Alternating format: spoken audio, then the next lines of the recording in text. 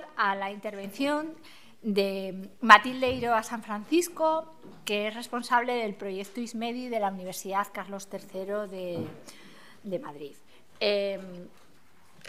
Ella tiene un currículum muy extenso, es profesora titular de dicha universidad, pero ha sido profesora invitada en la Universidad de Harvard, en la de Sheffield, en la Universidad Carolina de Praga y en otras universidades del centro y este europeo. Sus líneas de investigación se han localizado en el estudio del siglo XX, con especial interés en el periodo de 1939-1975 y dentro de las temáticas de represión. También la historia de las mujeres o las relaciones internacionales y medios de comunicación. Ha sido fundadora de la Cátedra de Memoria Histórica Siglo XX, dirigida por Julio Aróstegui en la Universidad Complutense de Madrid, que se creó en 2005. En 2013 recibió el 23º Premio de Investigación Victoria Kent por la biografía titulada Isabel de Palencia, Diplomacia, Periodismo y Militancia al Servicio de la República, y es investigadora principal de 2 proyectos de investigación sobre historia, memoria y sociedad digital financiados por el Ministerio de Ciencia, Investigación. Bueno, pero no se sabe el Ministerio de Ciencia, es de los ministerios que ha publicado muchísimos artículos, monografías, investigaciones. Y bueno, una de sus últimas publicaciones, que ya en 2018, es la síntesis de libros colectivos Historia y Memoria de Red, un nuevo reto para la historiografía, o la transición en directo en narrativas digitales de una historia reciente, ya que este es más reciente que este del libro. Pues muchísimas gracias por acompañarnos. El proyecto ISMEDI, en mi caso, fue toda una revelación, navegando por internet en esos días de la pandemia y demás, que te ponías a buscar cosas, buscando información. Un poco para el proyecto que hemos hablado de Luis Quintanilla, viendo un poco qué se estaba haciendo en distintas universidades. Bueno, yo creo que es muy inteligente la forma de trabajar que tienen y, bueno, cuéntanos, porque yo creo que es muy interesante. Gracias. Muy bien, gracias. Bueno, pues muchas gracias por la invitación y felicidades por la iniciativa, al equipo organizador, al vicerrectorado también, etcétera. Bueno, yo lo que voy a hacer va a ser explicar en primer lugar un poco muy brevemente en qué ha consistido el proyecto y cómo lo hemos enfocado, etcétera. Y después, ya que estamos hablando de estrategias digitales, pues lo que voy a hacer va a ser explicar un poco quiénes son los autores de estos espacios digitales, qué contenidos difunden y qué estrategias digitales han seguido, ya que estamos hablando hoy de eso, ¿no? También voy a hablar finalmente de los retos a los que hemos de enfrentarnos cuando tenemos proyectos de investigación de estas características o incluso iniciativas como las que se han planteado aquí, como el Museo de Paz de Guernica o del Patrimonio Cultural de la Universidad, que algunos de esos retos se han expuesto, pero yo voy a añadir o a profundizar también en otros. Bueno, lo que hemos hecho desde el equipo ISMEDI es plantear una investigación sobre la representación de la historia y la memoria, distinguiendo ambos conceptos, en el ámbito digital. Entonces, en una primera fase nos centramos en la guerra civil y el franquismo, y en una segunda fase nos centramos en la transición a la democracia.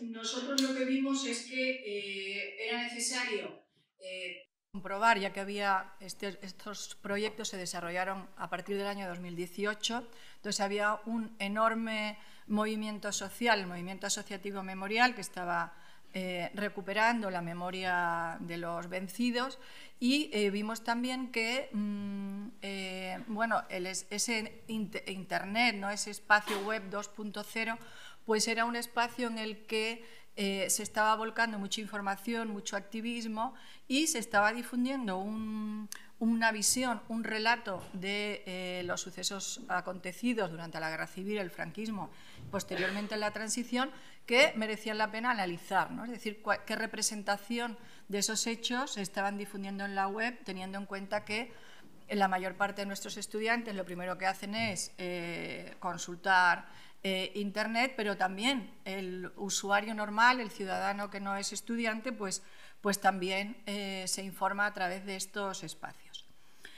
A tal fin, para comprobar cuál era esa representación, nosotros lo que hicimos fue construir una base de datos, la tenemos aquí, donde recogimos los espacios digitales sobre estas épocas y temas. Y también incluimos aquellos que están contenidos en ese concepto que se llama la otra memoria, correspondiente a esos espacios digitales que difunden desde el denominado revisionismo histórico, y consideramos que esto lo teníamos que hacer porque también son representaciones de esas épocas, entonces no lo podíamos dejar excluidos. La base de datos sobre guerra civil y franquismo en la actualidad incluye, como ven ustedes, más de 1.600 elementos, mientras que la de transición a la democracia incluye más de 900. Por tanto, voy a hablar de una muestra no absolutamente exhaustiva, en Internet es imposible, pero también cuando vamos a los archivos físicos nunca estamos seguros de que hemos cogido toda la documentación o visitado todos los archivos, ¿no? Entonces, no es una muestra completa por esa imposibilidad de Internet, pero es una muestra, como ven, bastante exhaustiva y amplia como para poder sacar resultados y extraer conclusiones pues, bastante certeras, diría yo. Nosotros lo que hicimos fue, desde el principio, organizar toda la investigación de tal manera que estuviera en acceso abierto.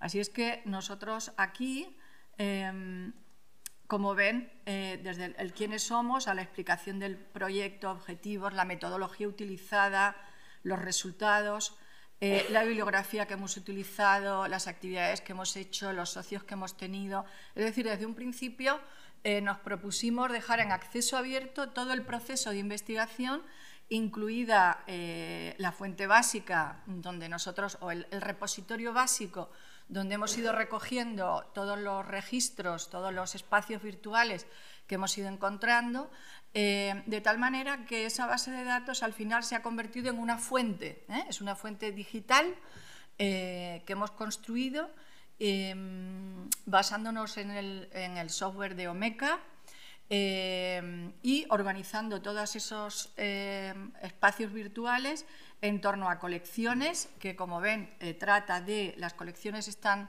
organizadas según los distintos géneros de Internet, boletines, páginas web, cuentas de redes sociales como Instagram, Twitter, Facebook, blogs y audiovisuales, ¿no? ¿Vale? Documentales y vídeos en YouTube.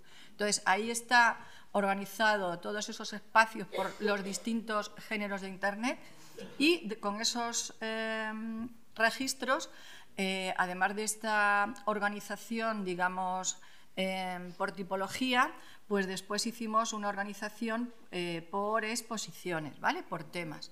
De tal manera que, concretamente, sobre la guerra civil y el franquismo, pues tenemos una exposición sobre mujeres, sobre lugares de memoria, sobre la desbandada, el exilio, brigadas internacionales o guerrillas, ¿no? Bueno, pues aquí tenemos una pequeña explicación y después cómo hemos agrupado esos espacios virtuales que hemos ido registrando y catalogando, pues los hemos ido después organizando, pues aquí como ven, cada uno se puede meter y la única circunstancia es que nosotros lo que hemos hecho ha sido pues catalogarlo como una fuente, como cuando uno va a un archivo y después va a su casa y identificas la fuente, la organizas, etcétera, ¿no? Pues nosotros hemos hecho lo mismo con esos espacios digitales, los hemos catalogado según el sistema Dublin Core para que sea internacional y que se pueda exportar a otros portales. Hemos hecho, como ven, un resumen y lo hemos catalogado, el tipo de recurso, etcétera, lo hemos metido en la colección y después lo que facilitamos es la URL del sitio para que el interesado que sea pueda visitar el sitio, porque no nos permiten, por cuestión de derechos de autor, etcétera, traer ese sitio web a nuestra base de datos. Entonces, bueno, no pasa nada, nosotros la hemos, insisto, la hemos catalogado, etcétera, ponemos la URL y quien quiera pues que vaya y quien no pues que haga uso de, incluso con esta catalogación, cualquier persona también puede hacer un análisis cuantitativo, cualitativo, etcétera, un poco como con una valoración un poco como la que yo voy a mostrar ahora, ¿no? Entonces, esto es lo que hemos hecho. Este sistema de catalogarlo según el sistema Dublin Core nos ha permitido que la base de datos esté en el portal Hispana, que como saben recoge todas las colecciones digitales de España y las reporta al portal Europeana, o sea que estas dos bases de datos están en Hispana y en Europeana. También está en los enlaces de interés de historia de la Biblioteca Virtual Miguel de Cervantes y en un mapa interactivo de un Instituto de Derechos Humanos de la Universidad de Columbia que pues también considero oportuno incluirlo, ¿no? Quiero decir con esto que el esfuerzo por hacer una catalogación con un sistema que sea exportable pues facilita también que el recurso que tú construyas pues lo puedan recuperar otros portales, otras instituciones superiores y que se pueda dar un uso mayor o que alcance a un mayor número de usuarios, ¿no? Entonces, bueno, esto es lo que hemos hecho, ¿no? En el análisis que nosotros hicimos, pues valoramos o revelamos, y ahora les hablaré de ello, pues quiénes son los autores, qué fuentes se utilizan o utilizaron para la construcción de estos espacios virtuales, qué mensaje se difundía, a través de qué género de Internet, etcétera, ¿no? Y nos hacíamos varias preguntas de investigación, teníamos hipótesis que, bueno, las pueden ver aquí, en los distintos proyectos, ¿no? ¿Vale? Aquí lo pueden ver. Entonces, nos hacíamos algunas preguntas de investigación, como por ejemplo, de qué manera el soporte digital determina o condiciona la divulgación de los contenidos históricos, o también si las redes sociales son capaces de tratar temas del pasado o si son solamente iconos publicitarios, iconos de autopropaganda en muchos casos, iconos visuales. O podemos pensar también que estos espacios de Internet representan una puerta que fomenta el contenido generado por los usuarios y de alguna forma lo que se ha venido denominando la sabiduría de las multitudes o más recientemente la ciencia ciudadana, ¿no? Y por supuesto qué estrategias, y enlazo con el tema de las jornadas, qué estrategias se siguen, que obviamente hemos visto que dependen de los objetivos que se propongan y sobre todo de los autores. En general, lo que hemos visto es que Internet se ha configurado como un marco de sociedades activas y que resulta ser no solamente un gran repositorio de fuentes que permite construir y reconstruir modelos de conocimiento explicativos de la naturaleza del tiempo en que vivimos, sino también un canal por donde transitan, por donde circulan formas de transmisión del pasado, que son formas de transmisión muy distintas a las convencionales, por lo menos a las que estamos acostumbrados tradicionalmente los historiadores. Obviamente es un canal desordenado, ya lo dijo el profesor Anaclet Pons en el año 2013 en su libro, pero un canal que es fácil de utilizar por todos los públicos, gracias precisamente a esas facilidades de acceso y a que posee pues, un software relativamente sencillo y barato e incluso, como todos sabemos, pues hay plantillas específicas de algunos de estos géneros como los blogs o las páginas web que son bueno, pues bastante accesibles para todos, ¿no? Esta combinación de acceso abierto y también de énfasis en el compromiso público por parte de muchos, pues ha llegado a que los usuarios se impliquen con el pasado, subiendo materiales a estos nuevos entornos virtuales.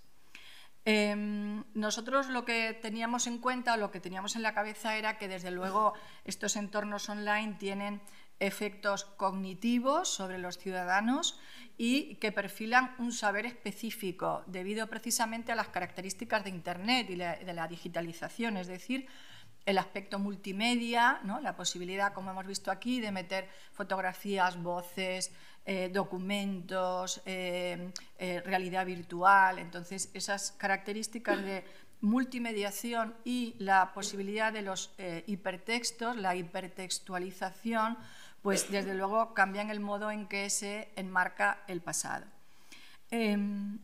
Por tanto, lo que hemos visto es que la producción histórica y memorial en estos espacios tiene un contenido social muy importante, tiene también un contenido, digamos, activista por el gran peso del movimiento asociativo memorial.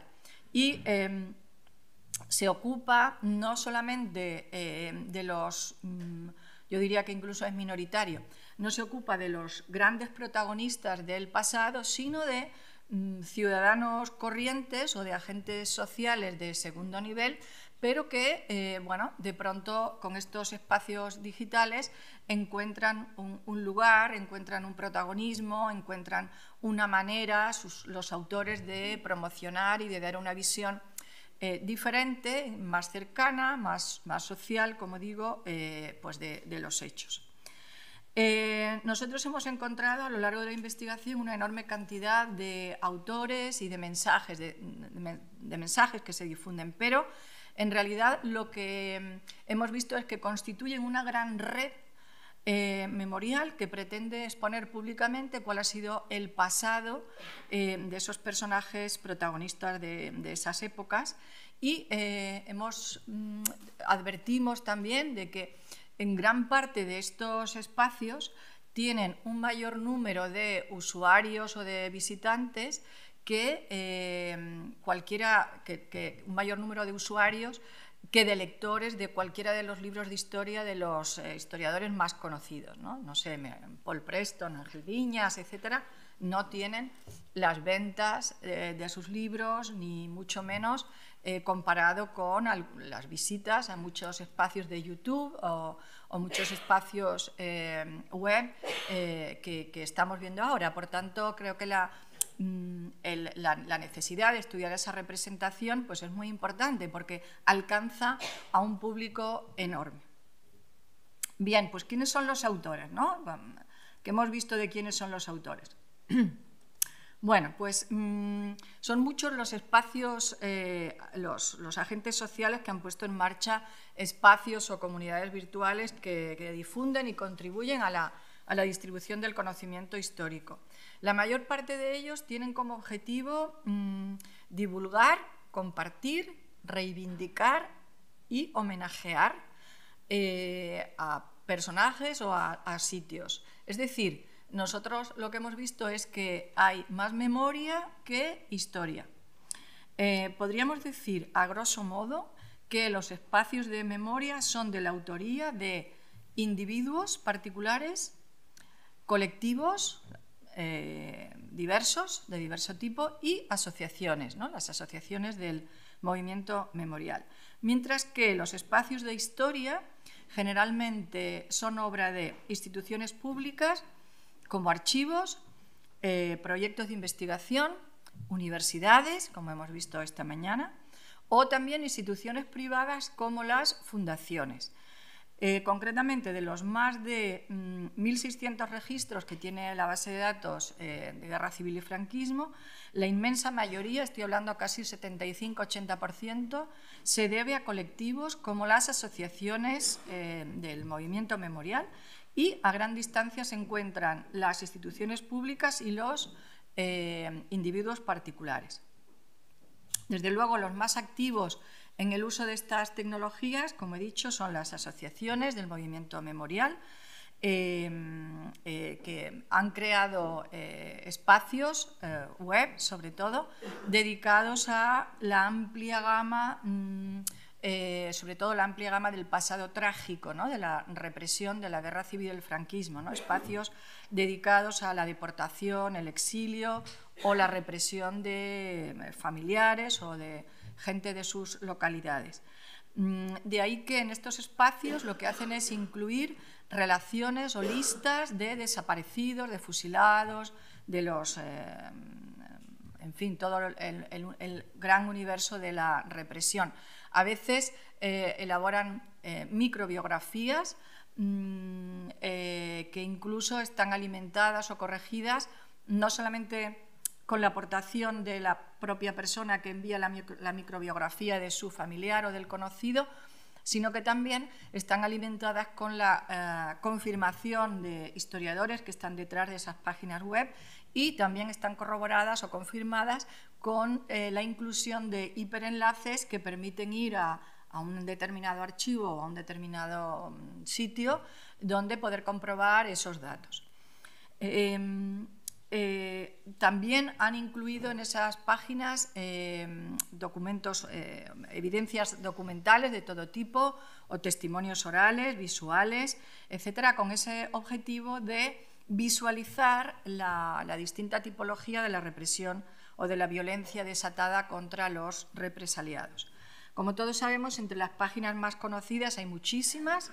Entre las páginas más conocidas, pues figuran las de la Asociación para la Recuperación de la Memoria Histórica, con sus ramificaciones provinciales, o la página de la Federación de Foros por la Memoria, también con sus ramificaciones provinciales, pero hay otras muchas más. Las asociaciones, por tanto, digamos que son los autores más activistas, más reivindicativos. Por eso los situamos más bien en el plano de la memoria y de la reivindicación de derechos, muchas veces organizando campañas para que el gobierno se haga cargo de determinados aspectos de la represión, como las exhumaciones, las fosas, etc., ¿no? Desde luego, los nodos principales en torno a los cuales gira el resto de asociaciones o de redes sociales, etcétera, son la Asociación para la Recuperación de la Memoria Histórica y la Federación de Foros por la Memoria, ¿vale? De manera que estos son los dos nodos que tienen mayor influencia y están más vinculados con el resto. Otro grupo de autores son los individuos particulares que han decidido crear espacios virtuales con la finalidad de recuperar la memoria de alguien de su familia, ¿no? Y en este sentido, pues tenemos muchos ejemplos como el blog o el espacio de Cristina Calandre, que pretende recuperar la memoria de su abuelo, un eminente cardiólogo, el doctor Luis Calandre, que sufrió exilio interior, o el blog de María José Barreiros, de José Sánchez Castillo, en fin, de muchísimos otros, que han construido espacios multimediáticos y ofrecen de manera generosa y altruista la documentación digitalizada de sus familiares, a veces con contexto histórico, a veces no, pero lo ofrecen de manera abierta. Otro tipo de individuos que también participan en estos espacios son los historiadores, muy pocos, hay muy pocos historiadores que estamos en estas cosas, que hay muy pocos que contribuyen a título personal con anotaciones o con post en estos espacios, ¿no? Hemos de señalar por su importancia el de Ángel Viñas, que sabéis que es muy activo en redes sociales y en su blog, generalmente utilizado para hacer adelanto de sus publicaciones o comentarios de otras publicaciones también. Tenemos también el blog de Lucía Prieto, que es una historiadora de la Universidad de Málaga, que tiene un espacio muy interesante sobre la investigación de esta época en la ciudad de Málaga. Y, por supuesto, también todos conocemos la gran actividad del profesor Julián Casanova, ¿no?, que esta tarde dará una charla, y él se expresa, sobre todo, como sabéis, de manera audiovisual en espacios de YouTube, ¿no? Bien, entre los espacios de historia, ¿no?, y los autores oficiales, bueno, pues desde luego encontramos, por un lado, los archivos, los centros documentales que ofrecen fuentes primarias digitalizadas a libre disposición de los académicos y del público en general, ¿no? Los más conocidos es el portal Pares, por ejemplo. Bueno, hoy hemos conocido algunos otros más. Encontramos también universidades, por ejemplo, la Universidad de Alicante ha sido muy pionera, muy activa en estos espacios, lo podéis buscar aquí, están todas. Ellos tienen un gran portal de asuntos de historia, en el cual hay secciones, una sección muy interesante que yo empleo, por ejemplo, mucho en las clases, Devuélveme la voz, que es grabaciones audio de radio de los exiliados. Entonces, bueno, pues se configuran como espacios muy importantes, y me refiero un poco a lo que mencionaba Irache con el Museo de Guernica esta mañana, ¿no? Son espacios de instituciones que lo que nos ofrecen es mucha garantía de estabilidad y mucha credibilidad de que los documentos que están subiendo, comentando, incluso en redes sociales, pues son fiables, son creíbles, no están manipulados, etcétera, ¿no? Entonces son espacios de estas instituciones oficiales que nos ofrecen ese material y, por tanto, pues de gran interés para los historiadores. Y poco a poco lo que hemos visto, fijaros, no tanto al principio de cuando empezamos el proyecto de investigación en el año 2018, pero poco a poco a lo largo de estos 4 o 5 años lo que hemos visto es que muchos equipos de investigación de las universidades están animándose y están creando sus propios espacios en la web, también ofreciendo las fuentes que están utilizando, ¿no? También dejando en acceso abierto tanto las fuentes como los resultados de investigación. Entonces esto es muy interesante porque lo que estamos viendo a lo largo de estos años es que parece que los autores relativos a las asociaciones de memoria parece que están retrocediendo o estancándose en el número y en la actividad que ellos tienen en la web, mientras que otros autores, como son las universidades, las bibliotecas universitarias, y otro tipo de instituciones oficiales, incluidos también los proyectos de investigación, se están animando mucho y compartiendo en la web, como digo, su documentación.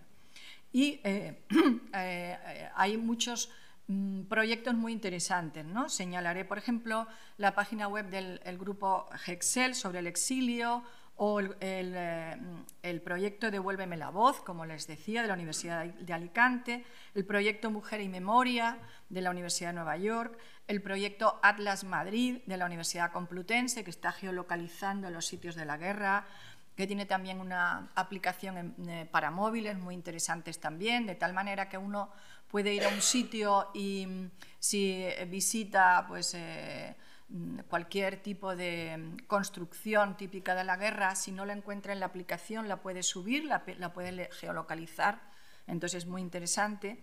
O, por ejemplo, el Museo Virtual de la Mujer Combatiente, que está sacando a la luz resultados absolutamente diferentes y muy sorprendentes sobre la participación de la mujer en la guerra civil, ¿no? Hasta ahora sabíamos que había participado solamente en los primeros meses de la guerra, que bueno, que tampoco había estado en primera línea, etcétera, etcétera, y sin embargo este proyecto, y nos lo deja ver, lo podéis consultar en internet sin ningún problema, lo que nos deja ver es que hubo muchísimas mujeres militares, muchísimas mujeres con graduación militar, al frente de batallones, o de, en fin, una visión desde mi punto de vista completamente diferente a la que conocíamos ahora sobre cuál fue esa participación femenina en la guerra, ¿no?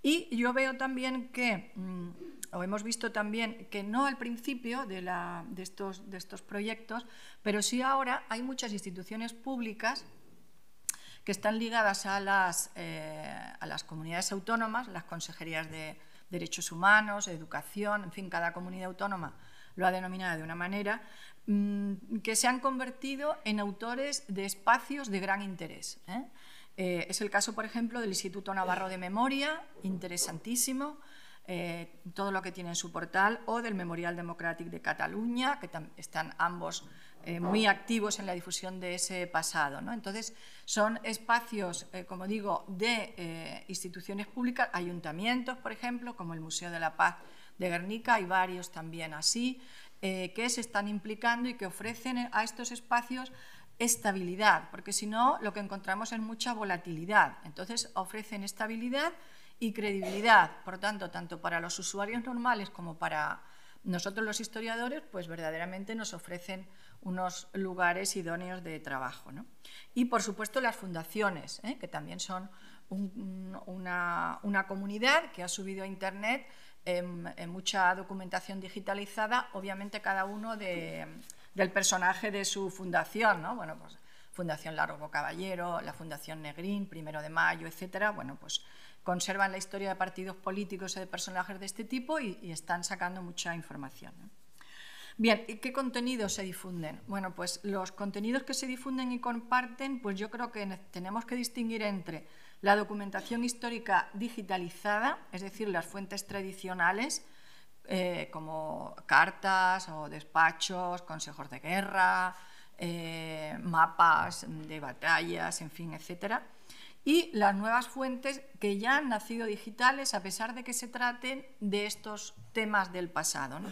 Por ejemplo, las grabaciones de testimonios orales ya son fuentes digitalizadas, ya no las hemos grabado en un cassette o las hemos transcrito y lo hemos guardado en nuestro cajón de nuestro escritorio, sino que se graban de manera digital, se graba no solamente la voz, sino se graba la persona, la comunicación no verbal, esos silencios, esos gestos que ponen las personas a explicar su testimonio, eso ya es una fuente diferente a la fuente oral tradicional que todos hemos hecho, hemos practicado, pero hoy en día pues eso nos da mucha más información. Entonces ya lo podemos considerar como una fuente nacida digital y, por supuesto, todas las fuentes que proceden del movimiento asociativo memorial, los carteles, las campañas que difunden, todas las fuentes derivadas de las exhumaciones y fosas, ¿no? Si no hubiera sido por las redes sociales, pues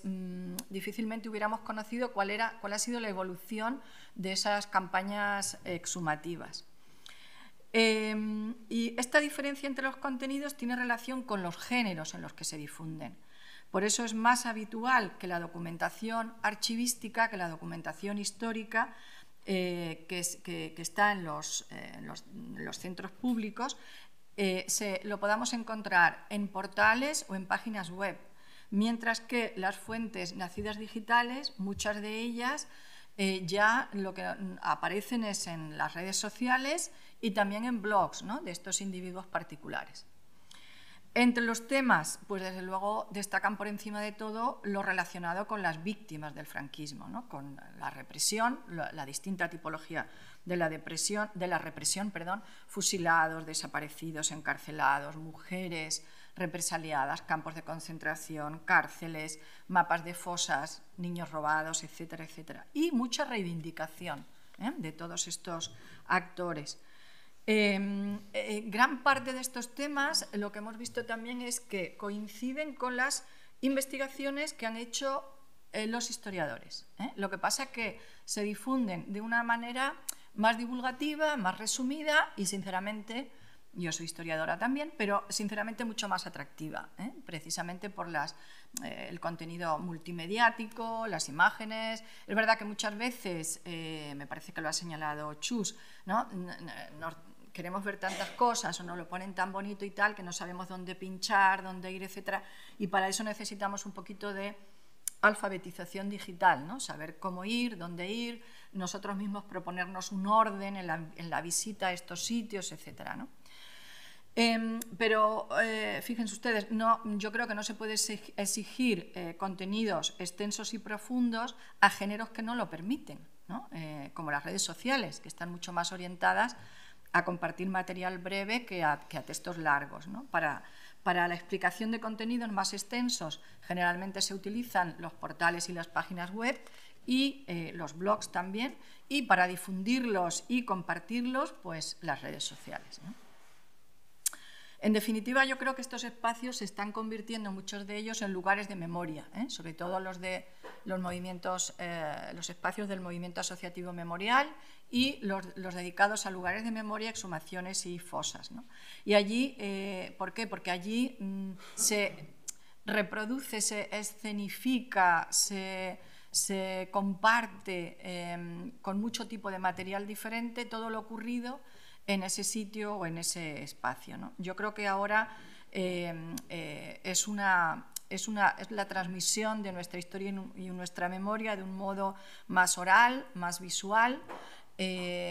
Incluso vemos los sitios, ¿vale? Podemos ver los lugares donde ocurrió, de tal manera que parece que es una historia más próxima, y también yo diría que en muchos casos lo que se está transmitiendo es una historia, digamos, desde abajo, ¿no?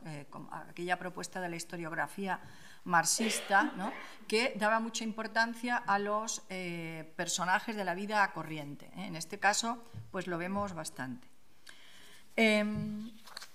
Las estrategias. Tú me vas cortando cuando tenga que cortar. ¿Ya tengo que cortar? 5 minutos. Uf, vale. Las estrategias, bueno, pues hemos detectado varias estrategias de difusión y transferencia del conocimiento. Decía el teórico McLuhan que el medio es el mensaje.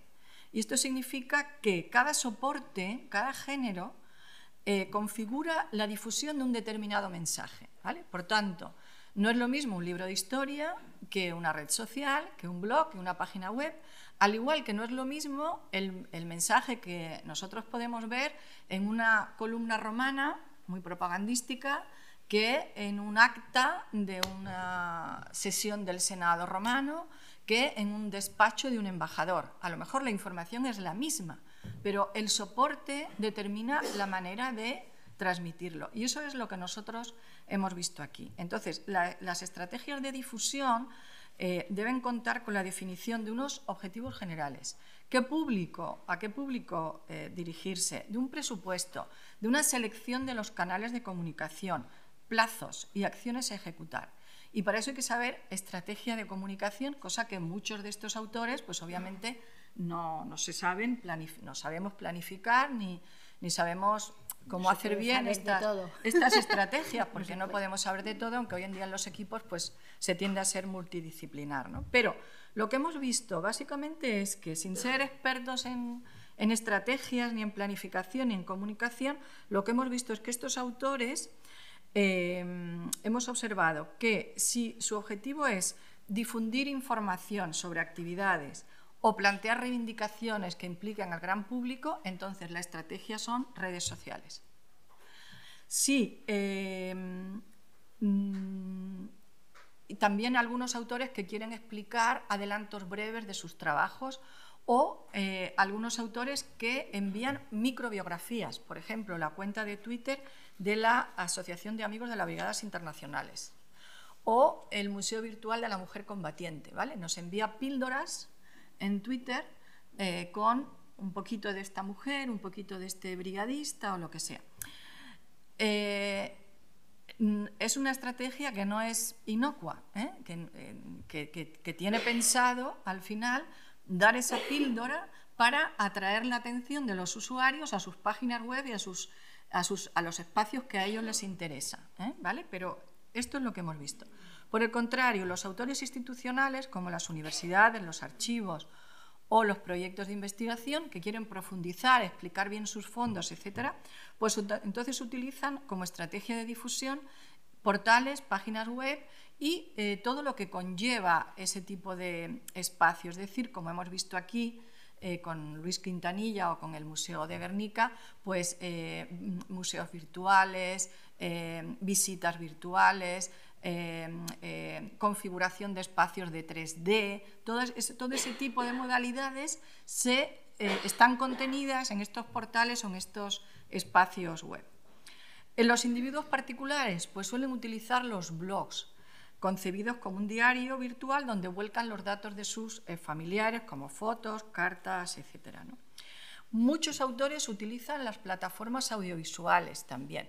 He señalado el ejemplo de Julián Casanova, pero lo que hemos visto también es que la gran mayoría de los autores adoptan la estrategia de utilizar varios géneros simultáneamente. Entonces, dependiendo de los que se quiera en cada momento, pues se puede hacer uso de la red social o fomentar la atracción del público hacia una base de datos, hacia una visita virtual, hacia el museo virtual o hacia la exposición 3D o hacia una aplicación, ¿no? Es decir, la mayoría de los autores, sobre todo los institucionales, que tienen más recursos, utilizan esa estrategia no multimediática en este caso, sino multitipológica, ¿no? De muchos géneros de Internet para llegar al gran público. Esto parece una paradoja porque parece que entrando en una página web ya todo el mundo se entera de todo y tal. Y seguramente ustedes habrán experimentado de que en un momento en el que tenemos más medios de comunicación que nunca, ¿no? Más géneros de información a través de Internet. Sin embargo, o estás metido en esas redes o sigues esas cuentas o no te enteras de nada, ¿no? Por tanto, hay que multiplicar el esfuerzo. Antes se publicaba en el periódico local o lo que fuera y todo el mundo se enteraba. Ahora no hacemos nada enviando nuestra información a un sitio porque no se enterará nadie, ¿eh? Entonces, necesitamos esa estrategia multitipológica, ¿no? Y ya para terminar, los retos, ¿no? Nos enfrentamos a muchos retos. En primer lugar, la necesidad de contar con una formación adecuada. No estamos preparados para esto, ¿eh? A nosotros nos ha costado Dios y ayuda y sangre encontrar, catalogar estos registros, hacer búsquedas. No estamos preparados para eso, ¿no? Entonces, en primer lugar, contar con una formación adecuada. En segundo lugar, el problema de estos espacios virtuales son su veracidad y la fiabilidad. Entonces, tenemos que ir a lugares donde sea, como he señalado varias veces, que sean creíbles, que sean fiables, que nos contextualicen la fuente, que, en fin, que nos den un poquito de margen para entender cuál es la situación y qué podemos hacer. Yo creo que una manera de dar esa credibilidad es incluir los hipervínculos, donde uno puede ir al otro lugar y comprobar la fuente de dónde procede o contrastar esa información, etcétera, ¿no? Pero esto es un problema grave. Después, otro problema que también se ha señalado aquí es la volatilidad. Hay muchos espacios, incluso nosotros catalogando estos, que los capturamos en un momento dado y ahora estamos repasando para corregir o para hacer algún estudio y no están. Y no están. Entonces, un problema es la volatilidad, ¿no? ¿Qué garantía tenemos de que van a perdurar?